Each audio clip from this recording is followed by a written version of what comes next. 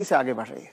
जब हम आजाद हुए थे तो 30-32 साल के आसपास की एवरेज एज मानी जाती थी। औसत एज आम भारतीय की उस वक्त सिर्फ 32 थी जी, बहुत कम थी। छोटी मोटी संख्या में कुछ लोग लंबा जी जाते थे, लेकिन आज 75-80 साल तक जीना बड़ी कॉमन सी बात है।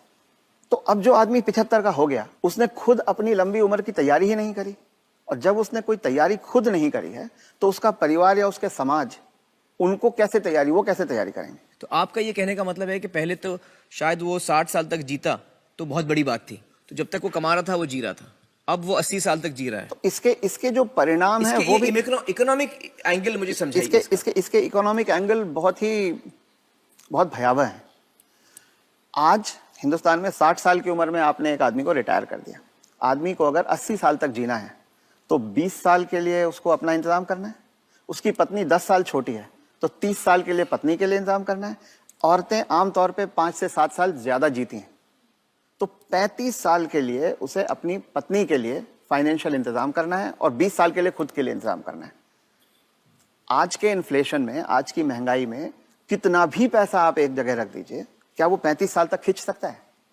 ये प्रैक्टिकल नहीं है। और जैसे जैसे उम्र बढ़ती जाती है उनके बच्चों की उम्र भी बढ़ रही है जी। जो आज 70-75 का होगा, बच्चे भी तो 50-55 के हो रहे होंगे। वो अपना बुढ़ापा देखेंगे, वो अपनी लड़की की शादी देखेंगे, वो अपने मकान की किस्त चुकाएंगे। तो जो पीढ़ियों के बीच की जो दूरियां हैं वो बढ़ती जाती हैं। ये इकोनॉमिक वजह से बढ़ रही है। इकोनॉमिक वजह से बढ़ रही हैं। तो अब वो जो कॉन्सेप्ट है कि 60 साल की उम्र में हम रिटायर हो जाएं, उससे बाहर निकलना होगा।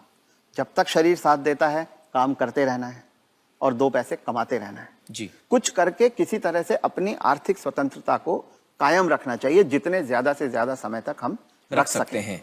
अपने आप को वोकल रखना भी बहुत ज्यादा जरूरी है। अगर मेरी परवाह मेरे परिवार वाले नहीं कर रहे हैं और अगर अड़ोसी पड़ोसी इस बात को जान जाएं, तो कोई भी बुजुर्ग कभी भी किसी परेशानी का सामना नहीं करता। क्योंकि तो चुप ना रहें। रथ साहब ये कह रहे हैं कि चुप ना रहें। अगर आपके बच्चे आपके साथ व्यवहार ठीक नहीं कर रहे हैं, सबको बताएं। तो आप सबको बताएं। जी। रथ साहब, बहुत सारे जो बुजुर्ग हैं हमारे समाज में, उन पे प्रेशर आता है बच्चों की तरफ से कि आपकी जो जायदाद है या जो घर है या जो प्रॉपर्टी है, जो कुछ भी आपके पास है, वो आप हमारे नाम कर दें। इस पे आप कुछ टिप्पणी देना चाहेंगे? पहला ये कि किसी भी हालत में आपके पास जो भी धन संपदा है, जो भी आपके पास आर्थिक साधन है, वो जब तक आप और आपकी पत्नी जीवित हैं किसी और के हाथ नहीं जाना चाहिए। कितना भी प्यार करते किसी के नाम पे नहीं जाना चाहिए, किसी बच्चे, किसी बहू, किसी पोते, किसी के नाम पे ना जाए, कितना भी आप प्यार करते हो। क्योंकि जब तक अगली पीढ़ी को पिछली पीढ़ी का सामान कुछ मिलता नहीं है, तब तक वो उनकी इज्जत करते रहते हैं। वो हाथ पांव भी दबाएंगे, वो अस्पताल भी ले जाएंगे, वो दवा दारू भी करेंगे।